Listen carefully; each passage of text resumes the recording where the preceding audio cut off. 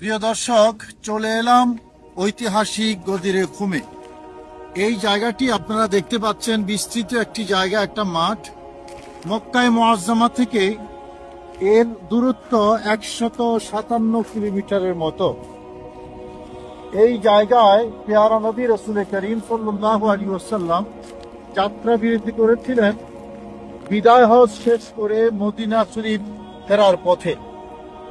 এই জায়গাটায় রাসূল করিম সাল্লাল্লাহু আলাইহি ওয়াসাল্লাম যে খুতবাটি দিয়েছিলেন, সে খুতবায় বিশেষভাবে হযরত আলী মারতুজা রাদিয়াল্লাহু তাআলা আনহুর ফজিলত এবং মর্যাদার কথা উল্লেখ করেছেন।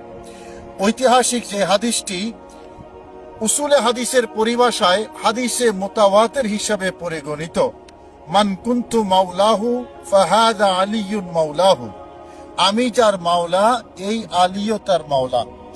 এই যে হযরত আলী রাদিয়াল্লাহু তাআলা আনহুর ঐতিহাসিক এই মর্যাদাটা ঘোষণা করেছেন পেয়ারা নবী রাসূল করিম সাল্লাল্লাহু আলাইহি ওয়াসাল্লাম ঠিক এই ময়দানে বিদায় হজ শেষ করে মদিনা শরীফ ফেরার পথে। শুধু দর্শক, গদির মানে একটা পুকুর।